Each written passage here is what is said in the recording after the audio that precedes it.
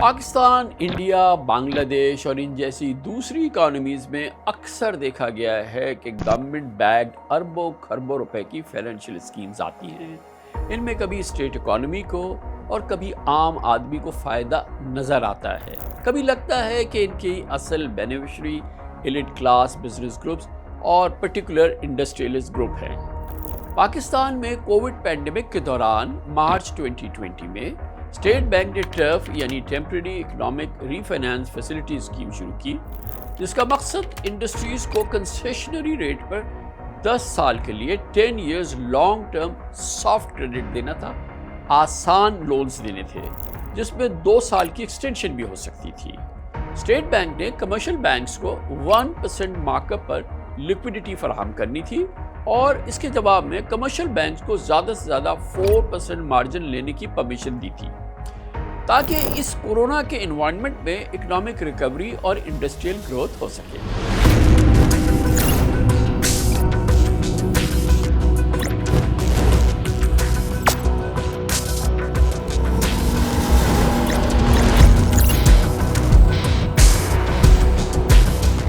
Turf scheme کے loans کو نئے انڈسٹریل یونٹس بنانے اور پرانے یونٹس کو اپ گریڈ کرنے کے لیے استعمال ہونا تھا۔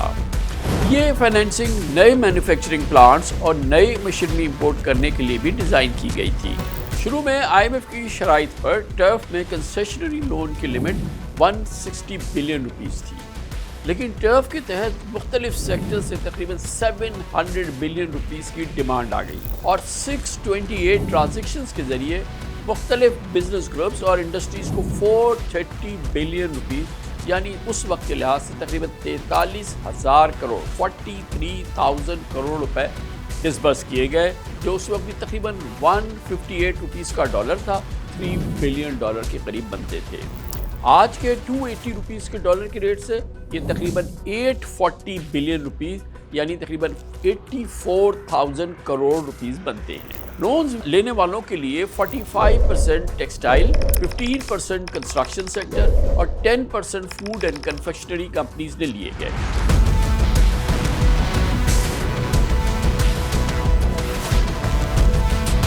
یہ جو ہے پکچر کا وہ سائڈ جو آپ سب کے سامنے ہے۔ اب بات کرتے ہیں کہ ٹرف کے پروز اینڈ کونس کی، یعنی اس اسکیم سے کس کا فائدہ ہوا اور کس کا نقصان۔ بے شک ٹرف پاکستان میں انڈسٹریل اور ایکسپورٹس کی گروتھ کے لیے ایک long term concessionary window create کی گئی تھی، کیونکہ یہ کووڈ کے زمانہ تھا۔ ساری دنیا میں اس قسم کے لیے کنسیشنری لون اسٹیمولس تمام دنیا کے سینٹرل بینک دے رہے تھے، اسی طرح سے پاکستان کے سینٹرل بینک نے بھی کی۔ یہ اس وقت کا زمانہ تھا جب کوئی بھی نئی انویسٹمنٹ کا رسک لینے کے لیے تیار نہیں تھا، اس لیے حکومت اس مدد کے لیے آگے آئی۔ اس وقت ٹرف اسکیم کے بینیفیشریز کے لیے یہ فارمولا بنایا گیا تھا کہ کوئی کمپنی کسی نئے پروجیکٹ پر جتنا کریڈٹ لے گی اتنا ہی اماؤنٹ خود بھی انویسٹ کرے گی، تاکہ ڈبل انویسٹمنٹ سے ایکسپورٹس میں اضافہ ہو، امپورٹ میں کمی کا آلٹرنیٹ ملے اور نئی جابز کریشن بھی ہو۔ ٹرف کے ذریعے ایسا نہیں ہوا۔ جو ٹرف کی لون تھی جو انویسٹمنٹ کے لیے تھی، وہ زیادہ تر چلی گئی آن ویلیو ایڈیشن پہ نہیں گئی۔ دیٹ وینٹ فار اسپننگ، جو نہیں جانی چاہیے، کیونکہ آپ کے پاس کاٹن نہیں ہے، آپ کو ویلیو ایڈیشن میں ہی جانا تھا وہاں۔ جیسے وہاں پھر آپ نے سیمنٹ میں دے دیا تو سیمنٹ کا بھی آپ کو کنسٹرکشن کا بھی اتنا آپ پھر بوم نہیں کنٹینیو کر سکا۔ اس وقت جو آپ نے جو سپورٹ کیا نا، وہاں بھی آپ کو گورنمنٹ کو ڈائریکشن دینا ہوتا ہے کہ this loan has to be used for this purpose only. اس پر پچھلے 4 سال سے ڈسکشن ہو رہی ہے۔ کئی انڈسٹریز نے اس اسکیم سے خود بھی پروفٹ کمایا، حکومت کی انکم ٹیکس میں بھی اضافہ کیا اور ہزاروں جابز بھی پیدا کی، اس میں کوئی شک نہیں ہے۔ جیسے رپورٹس کے مطابق انٹرلوپ نے ٹرف کے تحت 2.7 بلین روپیز مختلف بینک سے لیے اور 2 سال میں اس کے امپلائیز کی تعداد 22,000 سے بڑھ کے 29,000 ہو گئی۔ بڑی شاندار جاب کریشن ہوئی۔ اس کا شیئر 7 روپے سے بڑھ کے تقریباً 14 روپے کا ہو گیا، دگنا ہو گیا۔ 2020 میں انٹرلوپ نے 33 بلین روپیز کی ایکسپورٹس کی، جو 1 سال بعد 50 بلین روپیز ہو گئی۔ 2022 میں انٹرلوپ کی ایکسپورٹس 84 बिलियन रुपीस हो गई। निशात मिल्स ने टर्फ के तहत 4.8 बिलियन रुपीस बोरो किए। उसके एम्प्लॉइज की तादाद 18,500 से बढ़ के 22,900 हो गई। टर्फ स्कीम के 2 साल में निशात का शेयर 16 रुपीस से बढ़ के 29 रुपीस तक जब पहुंचा, जबकि 2 साल में उसकी एक्सपोर्ट 45 बिलियन से बढ़ के 75 बिलियन रुपीस हो गई। लकी सीमेंट ने टर्फ के तहत मुख्तलिफ बैंकों से 4.9 बिलियन रुपीस बोरो किए। 2 साल में उसके 2500 वर्कर्स 2500 वर्कर्स की तादाद में कोई बड़ा इजाफा नहीं हुआ। इस अरसे में उसका 10 रुपए का शेयर 47 रुपए तक का हो गया और लकी सीमेंट की 12.3 बिलियन की एक्सपोर्ट 2 साल में कम होकर 10.4 बिलियन हो गई। स्माइल इंडस्ट्रीज ने 2 साल में 3.9 बिलियन रुपीस बोरो किए। 2020 से 2022 के दरमियान कंपनी के 2,500 एम्प्लॉइज की तादाद में बड़ी मुश्किल से तकरीबन 200 वर्कर्स का इजाफा हुआ। इस अरसे में इस्माइल इंडस्ट्रीज का शेयर 14.5 रुपीस से बढ़कर 38.4 रुपीस का हो गया, जबकि एक्सपोर्ट 4.5 बिलियन से बढ़कर 15.1 बिलियन रुपीस हो गई।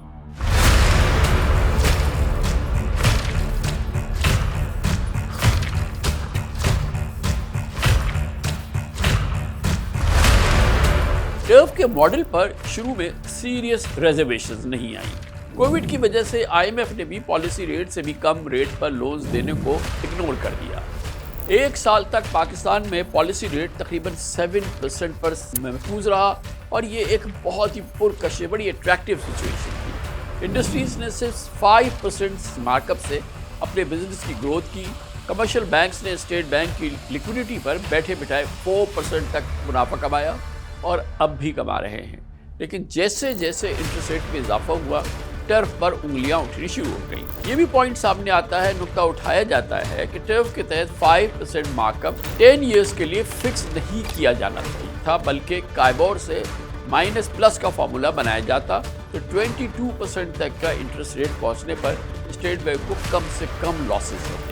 इल्जाम लग रहा है कि एक बड़े बिजनेस ग्रुप ने अपने एनर्जी प्लांट की एक्सटेंशन के लिए टर्फ के तहत 5% पर अरबों रुपए का बोरिंग की और इस पर 17% डॉलराइज्ड रिटर्न गवर्नमेंट से ही हासिल किया और आईपीपीज का एग्रीमेंट कर लिया और जिसकी वजह से बिजली प्रोड्यूस किए बगैर कैपेसिटी पेमेंट के मजे लिए।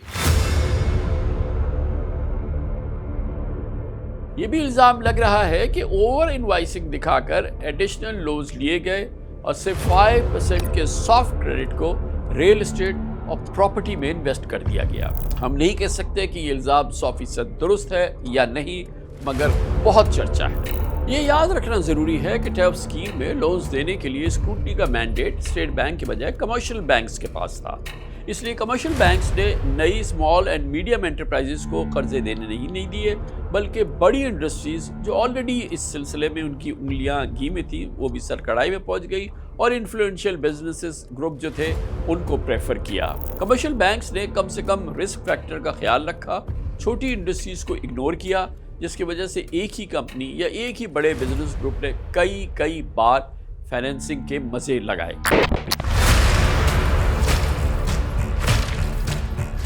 इल्जाम लगाया जाता है कि टर्फ के तहत बिलियंस ऑफ रुपीस के लोन्स की फराहमी के लिए स्टेट बैंक ने नोट छापे, जिसका रिजल्ट इन्फ्लेशन में हुआ और इसकी इजाफे की वजह जो पाकिस्तान में महंगाई आई, ये एक वजह ये भी बताई गई है और इसका बोझ अवाम ने उठाया। टर्फ के तहत नई मशीनरी और प्लांट्स मंगवाने की वजह से इंपोर्ट बिल में भी इजाफा हुआ, जिसका प्रेशर एक्सचेंज रेट पर पड़ा।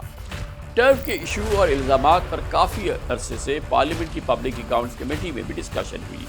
नैब FIA से भी फॉरेंसिक रिपोर्ट करवाई गई या इन्वेस्टिगेशन की बातें आई, लेकिन प्राइम मिनिस्टर शहबाज शरीफ की PDM हुकूमत में PAC ने टर्फ के तहत $3 बिलियन के सॉफ्ट क्रेडिट का मामला बिना किसी एक्शन के निपटा दिया। बहरहाल टर्फ पर former finance minister doctor Hafeez Shaikh और शौकत तरीन, उस वक्त के governor State Bank doctor Raza Baqir, उनकी अपनी पोजीशन है। वो इसका भरपूर दिफा करते हैं और कहते हैं कि पाकिस्तान की इकॉनमी को पेंडेमिक के ज़माने में, कोविड के ज़माने में स्टिमुलस की ज़रूरत थी, इनिशिएटिव लेना था और वो इनिशिएटिव लिया गया और जिसके नतीजे में पाकिस्तान की एक्सपोर्ट्स में खातिर ख्वाह इजाफा हुआ।